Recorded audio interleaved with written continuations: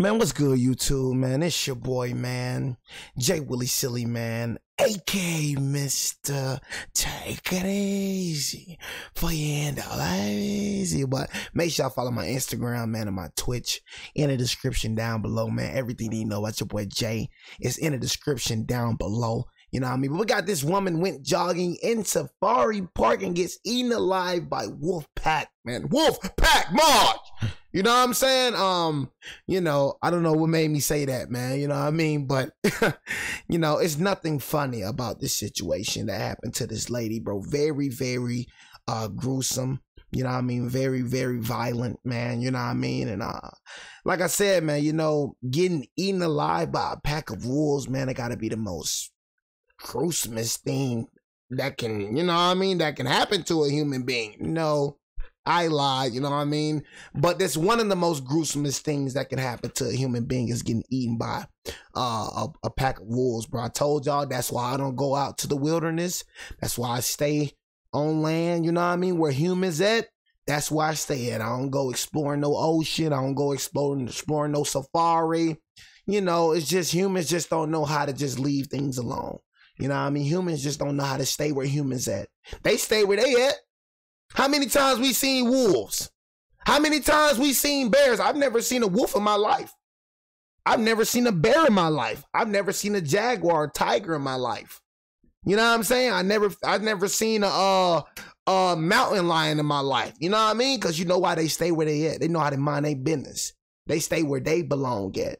But with humans try to go exploring the ocean. What's them people that died in that submarine that try to go exploring the ocean? Man, humans be all in the ocean. Humans be all in the wilderness. Man, you're not even supposed to be there. You're not even supposed to be out there. What you doing out there? Them people that died in that submarine, what was you doing down there? You know how deep they went, bro? Them folks still in the ocean, bro. You know how many victims the ocean has, bro? You have a whole lot of people that's dead in the ocean. Under the ocean, still dead bodies in the ocean, bro. You know what I mean? So it's just like, hey. Episode: a woman and her family visit a zoo in France with a huge drive-through animal safari, including dangerous predators. You see that right here? That would be saying humans, bro. Look at them. With a huge drive. Man, I'm like, bro, I know they be tired of these humans, man. You going to their home, bro, like, you know, recording and all that. You know what I'm saying? Like, bro, get on somewhere, cuz something happened to y'all, bro. I don't want to hear no oohs and no ahs. You know what I mean? Through animal safari, including dangerous predators like bears and wolves. For unknown reasons, the woman thought it would be a good idea to go jogging through a trail leading into the safari. It wasn't long before a pack of 3 wolves started jogging in the safari. Hit that like button and subscribe right now. This is the terrifying captive wolf attack on Marie. Welcome. I'm talking about, I seen humans, bro, have wolf as pets, bro. I seen humans have tigers as pets. Just a few miles away from Paris, France. It's one of very few parks in Europe that doesn't just protect and reintroduce animals into their natural habitats, but they also offer a rather unique experience for visitors that Europeans don't usually get to have. For one, they can take rides across the park in buggies and jeeps, just like you would in African safaris. And they have very swanky chalets with huge viewing windows so that guests can see the bucks and gazelles roam around in the wilderness. The dangerous animals, however, can be viewed up close from transparent tunnels that allow viewers to see the lions, tigers, and leopards at eye level. Not all of the park is accessible to people. Predators like cheetahs and Komodo dragons have their own fenced-in enclosures, but a big chunk of the park has open forests that contain bears, wolves, and lynxes. That section of the park is called the American Exhibit, and it emulates the forests of Northern America, including the animals that would naturally reside there. Tour groups are taken there in armored jeeps at scheduled intervals. This is not the kind of zoo where you just walk around unattended. If you are not viewing the animals from the dome tunnels, then you are riding from one place to the other under the supervision of a guide. Even those renting chalets have guides patrolling the areas constantly. Twahi really has tried to think of every single thing they can do to keep people and animals safe. That is, as long as the people comply with the rules. Since there are still court proceedings tied to this incident, we will have to refer to the 37-year-old woman by a pseudonym, Marie. Her mother and her 2-year-old son arrived on Saturday morning in late June 2024. The day went exactly as planned. Marie's son liked the reptile house most of all, and they saw every enclosure that you could visit from the safety of the tunnels. They'd paid for one night in the chalets, but not for any of the safari-style tours in the jeeps. So it's possible that Marie wasn't aware that the park had a free-range area where animals were not kept in enclosures, which seems a bit odd, since they specifically requested that their chalet be inside the American exhibit. I'm pretty sure they told her, you know what I mean, like what to do and what not to do. Pretty sure they ain't just like let you just rent out a place and not tell you, oh yeah, animals. They probably did tell her, but Shawty just ain't listen. You know what I mean? That's one thing that humans don't do is listen. They don't listen, bro. It's like something got to happen to humans, bro, for them to understand, like, oh yeah, this is real. It's like humans just literally think, but you got some humans that just think life is a movie, bro. They don't really think this junk real for real. Like, for real, like, I don't know, bro. Like, you go jogging in a safari. You know what I mean? Like, now everybody, oh my God, this is so unfortunate. You're jogging in a safari, bro. In a safari park. Where loose animals, bro. Who's finna go jogging in a safari, bro? You tell them you gotta go jog that bad. You can't wait till you go jogging at home, bro. Wait till you get home to go jog. Shawty, you going jogging in a safari park. Jogging ain't that important, G. You gotta go jogging. Like, it's just so important to go jogging. Hoping to see a bear or some wolves from the safety of their chalet. Maybe Marie thought that the pathways were meant for people as well as the jeeps that used it. So they ain't tell her that? Whatever the case may be, Marie made a very strange decision the next morning. They ain't tell her that? After getting a good night's sleep and even seeing a pure white Arctic wolf and 2 lynxes from their windows, they had scheduled for a jeep to escort them out of the park later that morning. But Marie decided that since she was in such a gorgeous slice of nature, she wasn't going to let the opportunity slip by to take a long jog among the trees. Told y'all, bro, it's them type of people that just love being in the wilderness. Them folks just love, like, nature. Man, what's with these folks, man? I'm sorry. Like, when I say these folks, you know what I'm talking about, bro. What's with y'all folks? Why do y'all love just exploring the wilderness? Why do you love exploring? When you see, bro, I'm just like, you know, it just be crazy, G. You know what I mean? Like, y'all love exploring the wilderness. And I ain't got to say y'all. You know who I'm talking about. These people. Her, them people. Love the wilderness. Love going camping. Love going down the oceans. These folks just love exploring, bro. You know what I'm saying? Golly, boy, I'm telling you, boy. These folks be doing the most dumbest things, bro. You feel me? I ain't going to lie to you. How they act in movies, bro, they really act like that in real life. No cap. You know what I'm saying? Straight up. Why you think it's just strictly white people in movies? Because they know they're going to do some dumb stuff. You know what I mean? They see something creepy go in the room. Jake, did you just see what went in that room? Dude, we got to go check it out. And like niggas go towards the danger. Like, it's like they want to die. It's like they got a sense for dying. Like they just want to die. You know what I'm saying? See something creepy go in the room. Jake, I just seen something creepy go in that room. Dude, I gotta go check it out. It's just, dude, it looked crazy. It looked real demonic, but I gotta go check it out. I'll be right back, Jake. Like niggas go looking for what they just. Opportunity slip by. Yeah, let me go jog in a safari park. Seems so relaxing. So, leaving her son with her mother, she set out in her running shorts, running all the way to where the pathway ended. The wide road narrowed to a thin path, obviously meant for people to go on foot. The rangers did occasionally use these dirt roads on foot, but it was only meant for the armed staff of They got armed. They armed, though. That's different. A dozen signs that Marie passed proclaimed. But Marie, probably distracted by the trees and keeping her breathing under control.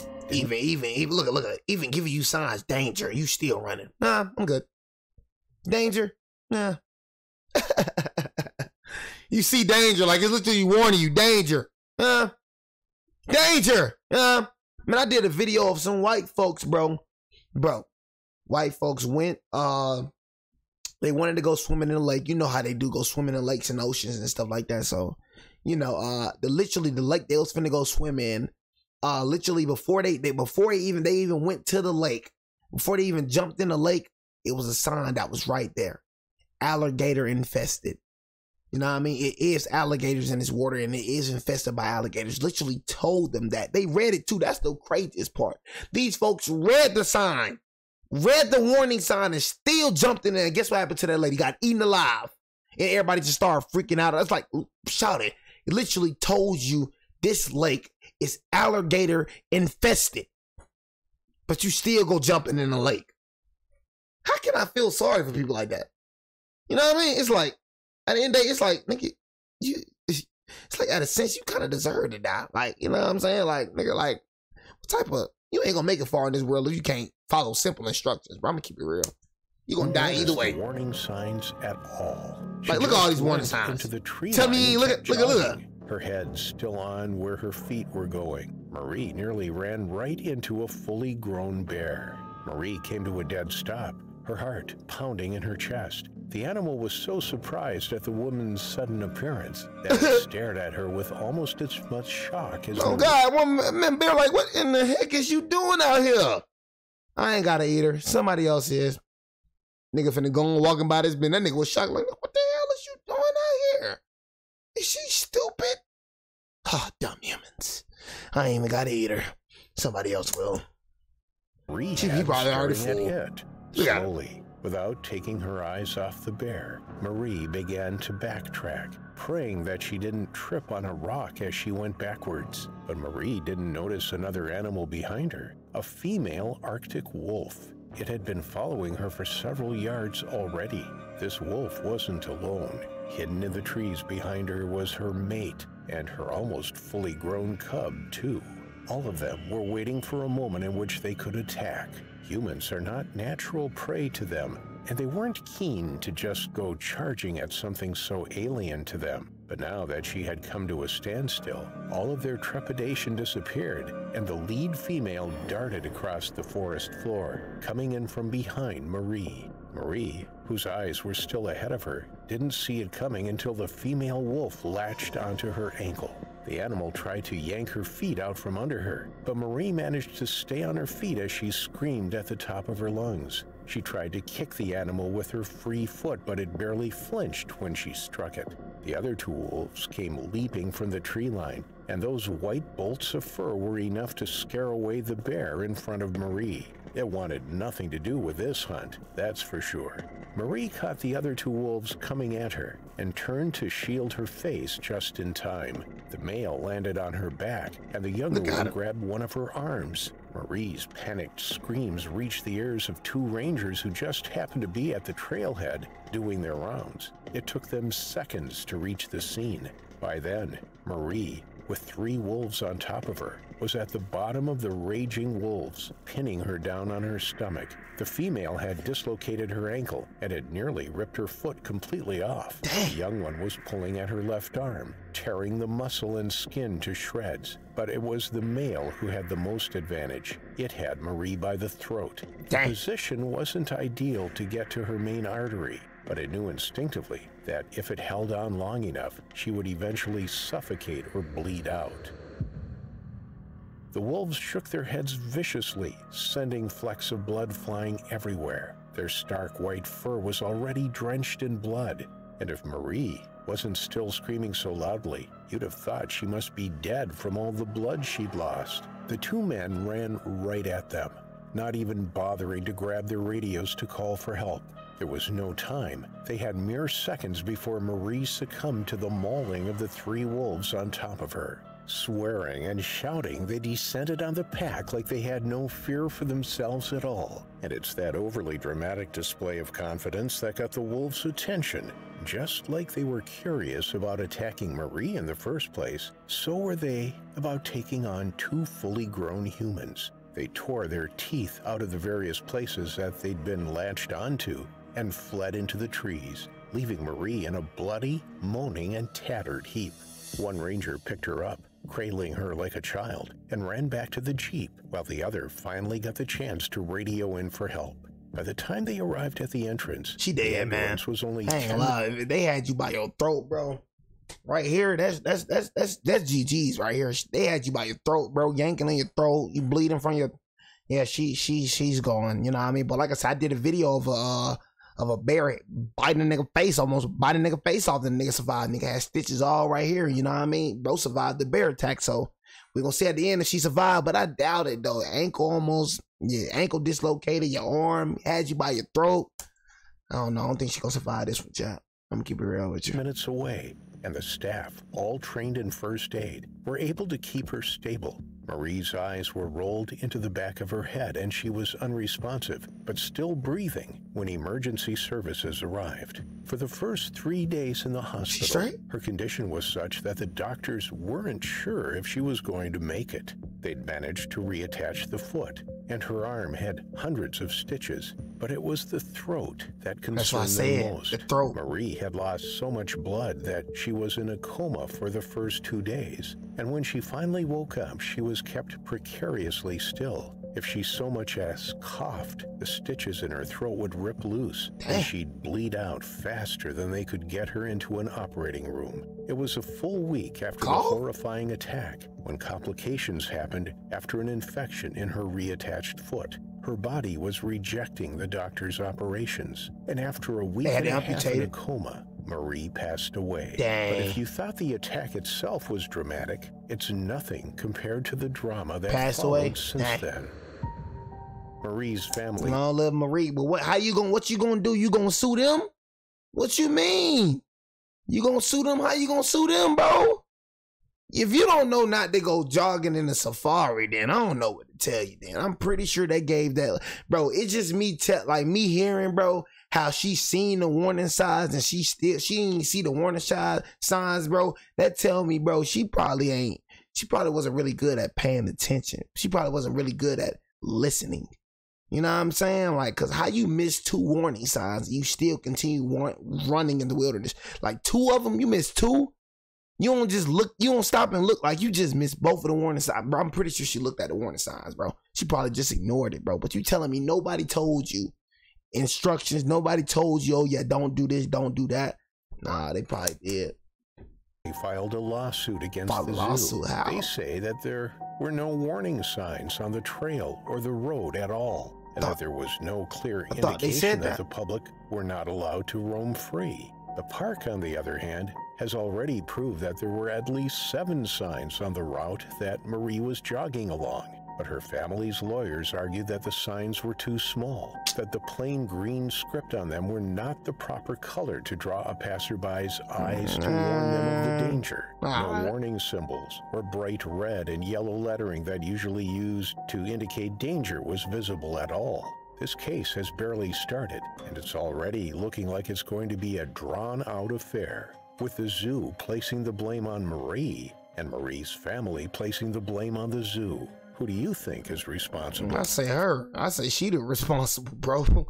You going jogging. Who y'all think responsible? The zoo or Marie, bro? I say Marie, you're responsible. Like, bro, you talk about it ain't bright red, bro. Still, bro, they still had warning signs, bro. Like, come on, bro. You know what I mean? What type of right person they right? Like, if I'm jogging in a safari, right, and I just see a sign, I'm gonna stop and look at the sign.